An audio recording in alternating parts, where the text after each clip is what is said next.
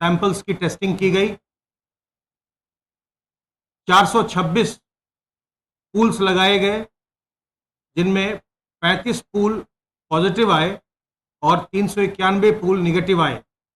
Pool testing के माध्यम से 2082 सैंपल्स की जांच की गई।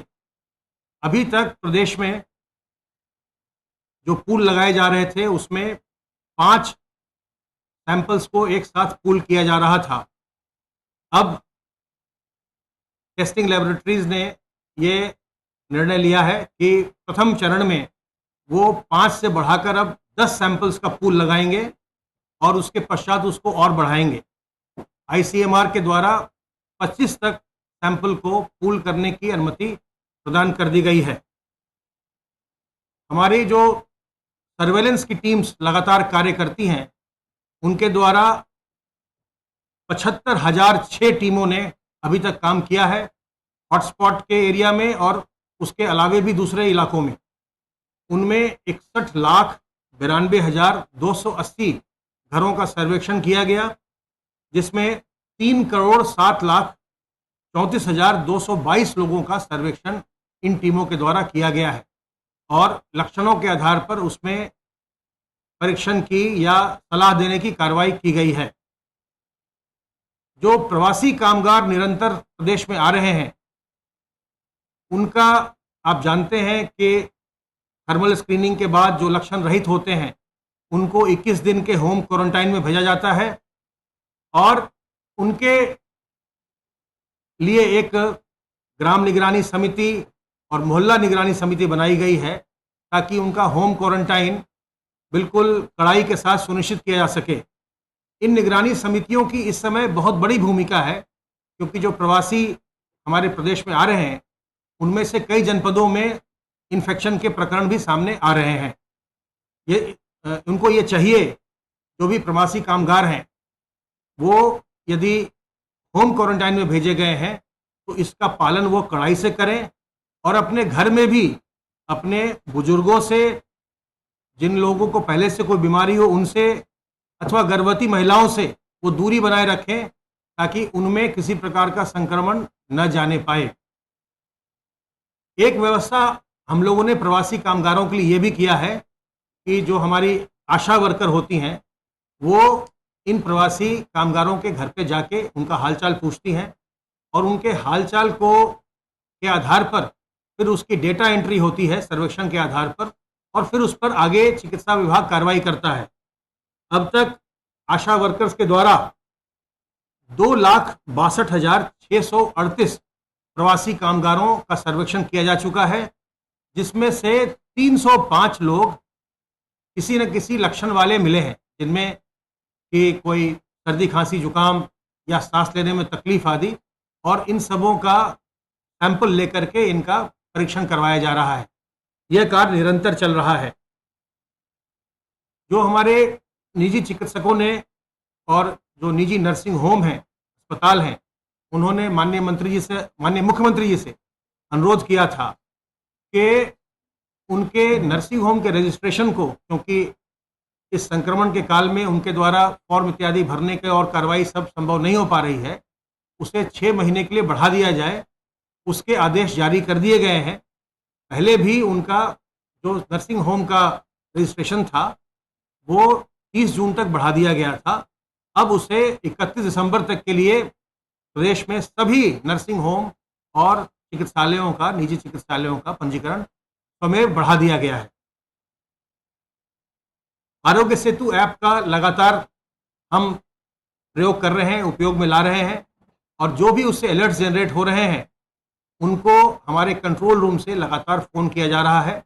अब तक 6,500 से अधिक लोगों को यहाँ से फ़ोन से उनका संपर्क करके हालचाल पूछा गया है। इनमें से 14 लोग ऐसे उनमें मिले हैं जिनको कि परीक्षण के बाद वो पॉजिटिव पाए गए, वो अस्पतालों में भर्ती हैं, उनकी चिकित्सा हो रही है। और 58 लोग ऐसे उसमें हैं जिन्होंने बताया कि उन्हें किसी न किसी प्रकार की कोई पहले से बीमारी है, उनको सलाह दी गई है कि वो संक्रमण से बचें। इसके अलावा अन्य सभी लोगों ने, काफ़ी लोगों ने ये बताया है कि वो सतर्क हैं और उनको अभी कोई इस समय समस्या नहीं है। आपके माध्यम से एक बार फिर से मैं ये दोहराना चाहता हूं कि इस संक्रमण का वर्तमान में कोई वैक्सीन अथवा कोई दवा नहीं है। इससे हम सतर्क रह के अपना बचाव कर सकते हैं और वही सबसे सशक्त माध्यम है। इसके लिए साबुन और पानी से बार बार हाथ धोना, अपने मुंह और नाक को, चेहरे को फेस कवर से ढक कर रखना, चाहे आप किसी मास्क से ढकें या गमछा, रुमाल, दुपट्टे से आप उसको ढकें, लेकिन जब भी आप सार्वजनिक स्थल में जाएं तो अपने मुंह और नाक को ढक कर रखें और सोशल डिस्टेंसिंग मेंटेन करें।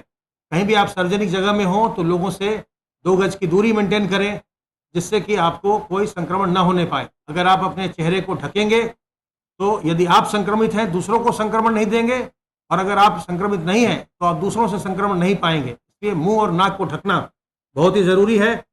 और अंत में मैं आपको इतना ही कहना चाहूंगा आपके माध्यम से कि सबसे जरूरी बात यह है कि हम अपने बुजुर्गों को, जिन लोगों को पहले से कोई बीमारी है उनको, गर्भवती महिलाओं को, उनसे हम दूर रहें, उन्हें हम बचाएं, उन्हें किसी प्रकार से संक्रमण न हो, ये हमारा प्रयास होना चाहिए। क्योंकि जो भी समस्या आ रही है, ये देखा जा रहा है कि इन्हीं लोगों में संक्रमण होने पर इनकी तबीयत ज़्यादा खराब होती है।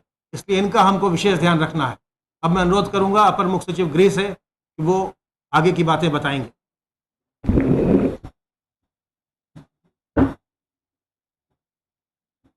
आज माननीय मुख्यमंत्री जी ने टीम 11 की बैठक की और उस बैठक में उन्होंने बहुत ही स्पष्ट और बहुत ही क्लियर कट आदेश किए हैं कि आज सभी जिले स्तर के जिलाधिकारी, जिले के जो पुलिस के अधिकारी हैं, वो ड्राइव चलाएं और प्रत्येक जनपद में जो भी लोग पैदल चल रहे हैं, जो भी लोग साइकिल से चल रहे हैं, जो भी लोग कहीं किसी ट्रक पर चढ़ गए हैं, उनको वहां चलने न दें, उतारें, उनकी प्रॉपर भोजन पानी की व्यवस्था सुनिश्चित करें और फिर क्वारंटाइन सेंटर ले जाकर उनको विशेष रूप से जो है अपने घर तक, होम क्वारंटाइन तक भेजने की व्यवस्था करें। मुख्यमंत्री जी ने डीजीपी साहब को, सभी पुलिस अधिकारियों को ये आदेश दिया है कि प्रत्येक थाने में एक दल गठित कर दिया जाए, एक टीम गठित कर दी जाए, जो इस तरह के लोग सड़क पर चल रहे हैं उनसे अनुरोध करके, उनको समझाकर, उनको प्रॉपर वाहनों की व्यवस्था देकर, उनको अलग अलग जनपदों को भेजते हुए क्वारंटाइन सेंटर के माध्यम से उनकी जो है विवरण उपलब्ध कराते हुए उनको जो है घर तक भेजा जाए। मुख्यमंत्री जी ने ये भी आदेश किया है कि प्रत्येक जनपद में रोडवेज की बसें तो लगी हैं, लेकिन साथ साथ निजी वाहन भी, निजी बस, निजी जो है गाड़ियां भी जो है हर हालत में जिलाधिकारी आज ही उनको जो है इकट्ठा कर लें, आज ही उनको किराए पर ले लें, आज ही उनके पेट्रोल डीजल की व्यवस्था सुनिश्चित करें और प्रत्येक दशा में पर्याप्त वाहन जिले स्तर पर, थाने स्तर पर उपलब्ध करा दें, जिससे ऐसे जो भी लोग जा रहे हैं, पैदल चल रहे हैं, उनकी सहूलियत के लिए, उनकी व्यवस्था के लिए एक व्यवस्था बन जाए और उनको प्रॉपरली जो है क्वारंटाइन सेंटर भेजकर भोजन पानी आदि कराकर, हेल्थ स्क्रीनिंग कराकर फिर उनको घर पर क्वारंटाइन के लिए भेजा जाए। मुख्यमंत्री जी ने एक विशेष आदेश आज ये भी किया है और ये बहुत ही एक विशेष उनका जो है कह लीजिए उनका एक प्यार है उनका कि जो भी हमारे श्रमिक, जो भी हमारे पैदल चलने वाले व्यक्ति, कहीं भी जो है बॉर्डर पर कोई भी व्यक्ति अगर आ रहा है तो हम लोग प्रयास करें कि उनको एक पानी की बोतल जरूर दिला दें, यथासंभव भोजन की व्यवस्था भी जरूर करा दें। तो प्रदेश के बॉर्डर पर जो भी लोग आ रहे हैं उनको एक सम्मानजनक तरीके से जो है उनको आमंत्रित करके, सम्मानजनक तरीके से जो उनकी व्यवस्था कराकर, जो भी पैदल चल रहे हैं, जो भी साइकिल से हैं, उनको बसों से, और झांसी से, सहारनपुर से अब ट्रेन चालू कर दी गई है, ट्रेन और बस से जो है उनको अपने गृह जनपद भेजने की व्यवस्था की जाए। आपको मालूम है कि पूरे प्रदेश में अब तक 380 ट्रेनें जो है आज अभी इस समय तक आ चुकी हैं और मुझे बताने में खुशी है कि मुख्यमंत्री जी का आदेश था कि पूरे प्रदेश में जहां संभव हो वहां उस जनपद में ट्रेन के रुकने की व्यवस्था, ट्रेन को उतारने की व्यवस्था की जाए। तो अब 48 जनपदों में 48 जनपदों में ट्रेन के स्टेशन पर बाहर से आने वाले कामगारों को, श्रमिकों को उतारा जा रहा है। रेलवे के विभाग ने, डीआरएम्स ने, यहाँ के जो सीनियर ऑफिसर्स हैं, चेयरमैन रेलवे बोर्ड ने, सभी ने बहुत सहयोग दिया है और रेल विभाग पूरे प्रदेश में, उत्तर प्रदेश में सबसे ज्यादा गाड़ियां रेल की जो है रेल के पूरी रेक्स जो है उपलब्ध करा रही है। अब तक 380 ट्रेन जो आई हैं उसमें आगरा में आई हैं, कानपुर में आई हैं, लखनऊ में 34 ट्रेनें अभी तक जो है भिन्न भिन्न जनपदों, भिन्न भिन्न प्रदेशों से आई हैं।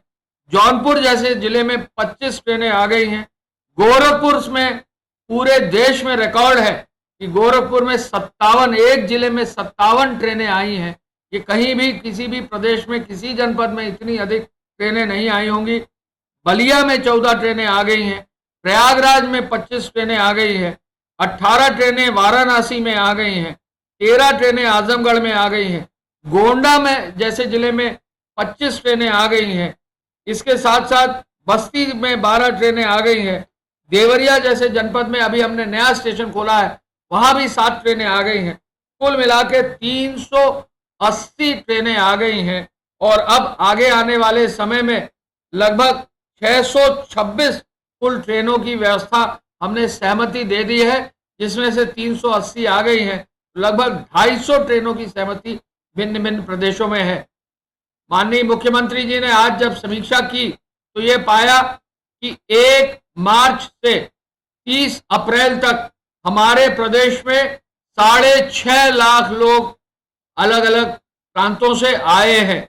विशेष रूप से दिल्ली से और दिल्ली के बॉर्डर से जो है एक जो पूरा अभियान रोडवेज की बसों का चलाया गया, सब मिलाकर 6.5 लाख लोग आए हैं। आज की तारीख तक 6.5 लाख लोगों के साथ साथ 4,70,000 केवल ट्रेन से लोग आए हैं।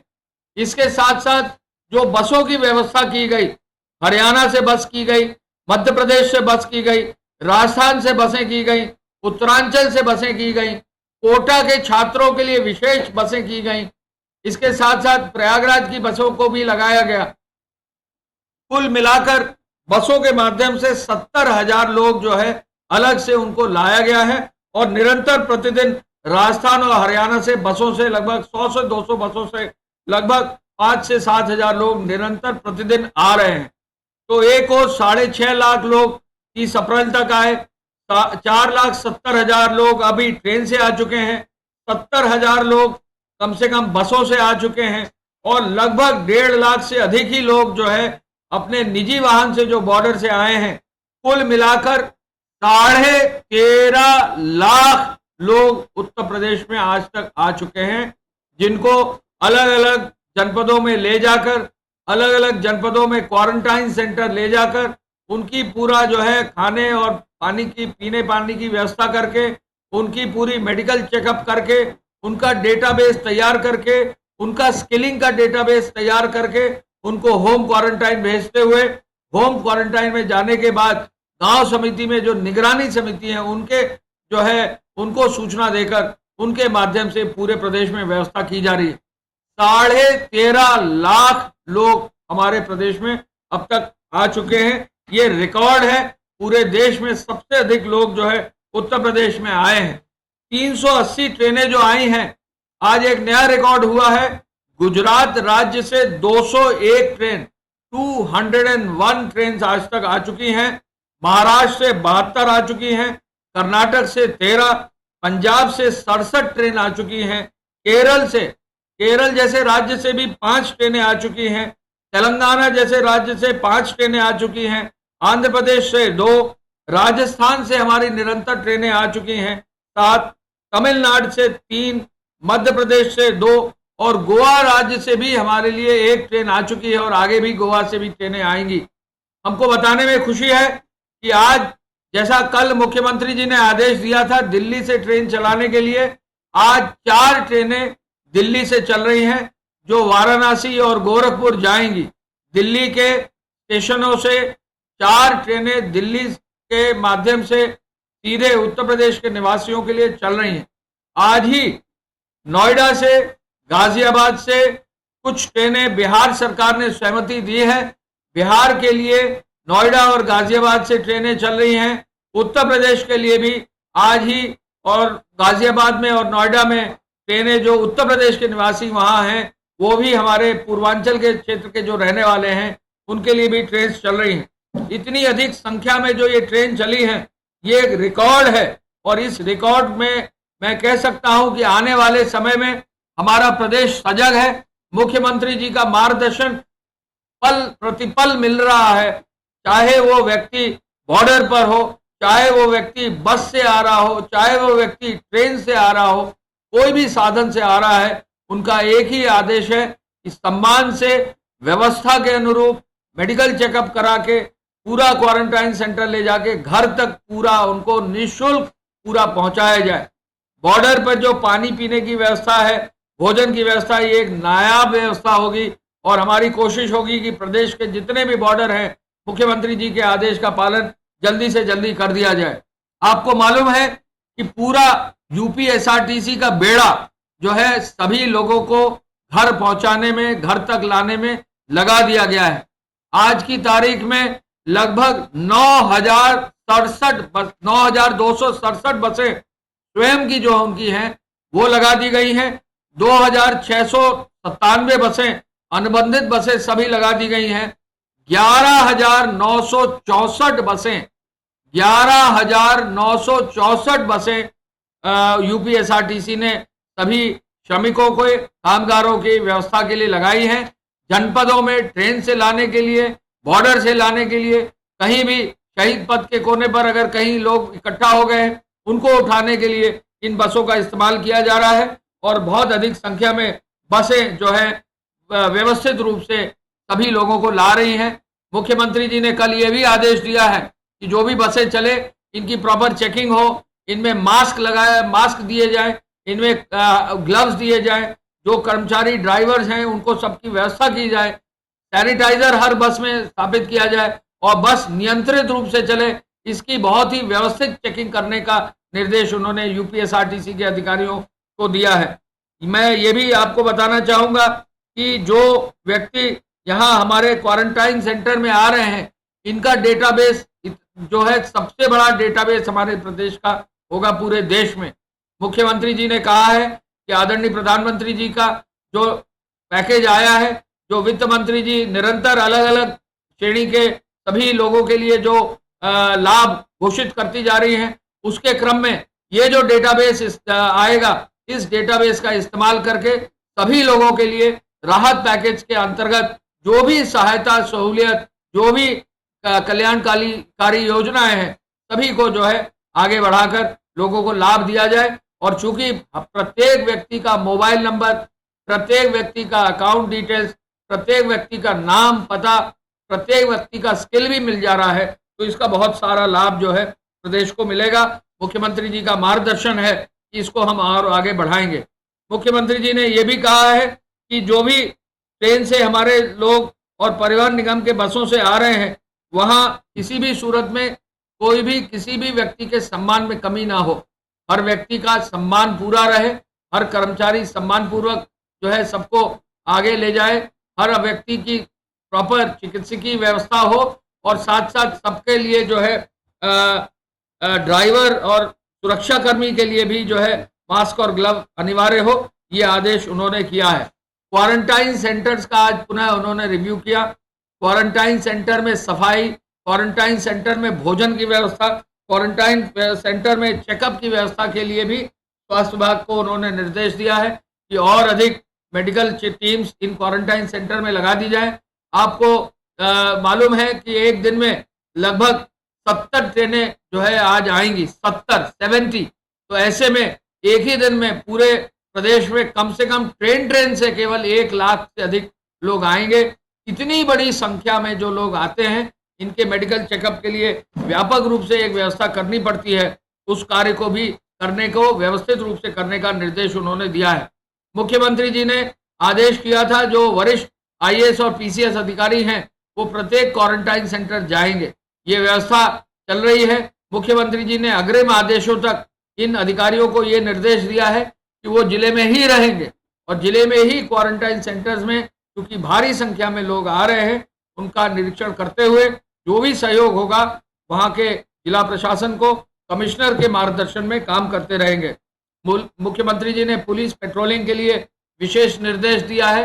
कल रात में उन्होंने गृह विभाग में मुझे और डीजीपी साहब को कहा है कि जो भी मेजर रोड्स हैं उन पर जो है निरंतर पुलिस के पेट्रोल चालू किए जाए। आज डीजीपी साहब 4:30 बजे इसकी वीसी भी सभी पुलिस अधिकारियों के साथ कर रहे हैं कि किसी भी सूरत में कहीं भी पेट्रोलिंग करते वक्त तो अगर लोग पाए जाते हैं तो उनको व्यवस्थित रूप से घर तक पहुंचाने की व्यवस्था की जाए। मुख्यमंत्री जी ने L1 L2 अस्पतालों में और मजबूती से कार्य करने का निर्देश दिया है। अभी L2 अस्पतालों में ऑक्सीजन की व्यवस्था का निर्देश दिया था, लेकिन अब उन्होंने एक नया आदेश दिया है, एक अपग्रेडेशन किया है कि L1 के अस्पताल में भी 10 बेड ऑक्सीजन के हों, L1 के बेसिक अस्पताल में भी ऑक्सीजन की व्यवस्था हो, ये आदेश भी उन्होंने दिया है। टेस्टिंग के बारे में हमारे स्वास्थ्य सचिव साहब ने बताया कि इसको निरंतर बढ़ाया जा रहा है और रिकॉर्ड टेस्टिंग प्रतिदिन प्रदेश में की जा रही है। टेस्टिंग से ही हम पता लगा सकते हैं कि कहाँ पर हमको और अधिक मेहनत करने की जरूरत है। ये काम भी बहुत आगे तेजी से चल रहा है और इसके साथ साथ एम्बुलेंस और एम्बुलेंस के चालकों और उनके सहायकों की व्यवस्था भी सुचारू रूप से करने का निर्देश दिया है। पीपीई किट प्राइवेट अस्पतालों तक पहुंचे, प्राइवेट अस्पतालों की ओपीडी चालू हो, इस ओर भी उन्होंने विशेष रूप से निर्देश दिया है और ये भी कहा है कि किसी भी सूरत में प्राइवेट अस्पतालों की इमरजेंसी में किसी भी जो है व्यक्ति को दिक्कत ना हो, किसी भी मरीज को दिक्कत ना हो, किसी भी व्यक्ति को कहीं भी इमरजेंसी में परेशानी ना हो, किसी भी रोगी को इमरजेंसी से लौटना ना पड़े, ये एक आदेश उन्होंने बहुत मजबूती से इम्प्लीमेंट करने का आदेश दिया है। नोएडा, ग्रेटर नोएडा में जो है श्रमिकों की उपलब्धता सुनिश्चित करने के लिए एक असेसमेंट करने के लिए उन्होंने कहा है और ये अलाउ किया है। आज ये शासनादेश हो गया है कि उद्योग के लिए, किसी भी उद्योग के लिए किसी भी जगह यदि उसको कहीं प्रदेश के अंदर से कहीं और से मजदूर लाने हैं, कहीं और से टेक्निकल स्टाफ लाना है, तो जिलाधिकारियों को ये अधिकार दे दिया गया है कि अगर कुछ लोग जो है गोरखपुर में बैठे हैं, 50 या 55 मजदूर बैठे हैं, जिनको अगर लखनऊ में आकर काम करना है, ये अनुमति भी दी जा सकती है कि एक जिले से दूसरे जिले तक जो कुशल श्रमिक हैं, जो स्किल्ड स्टाफ हैं, टेक्निकल स्टाफ हैं, उनको अलाउ जिलाधिकारी कर सकते हैं। इसी तरह नोएडा, ग्रेटर नोएडा में यदि बाहर से कहीं से श्रमिक लाने की आवश्यकता है तो इसकी भी अनुमति अब शासनादेश के तहत, मुख्य सचिव के शासनादेश के तहत दे दी गई है।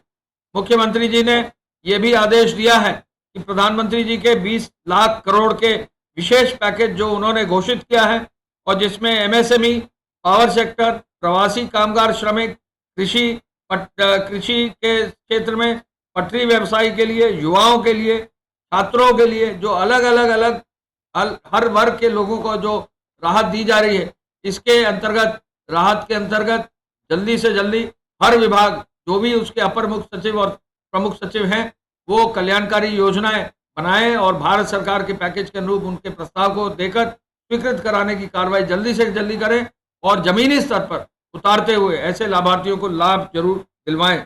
एक बिंदु पर विशेष रूप से मुख्यमंत्री जी का ध्यान आकृष्ट किया गया था कि पश्चिमी उत्तर प्रदेश में राजस्थान की ओर से यदि कहीं कृषि क्षेत्र में कोई बाधा, टिड्डी दल या इस तरह का कोई कठिनाई आती है तो इस कार्य को भी जो है विशेष रूप से कृषि विभाग के लोग इसको मॉनिटर कर ले।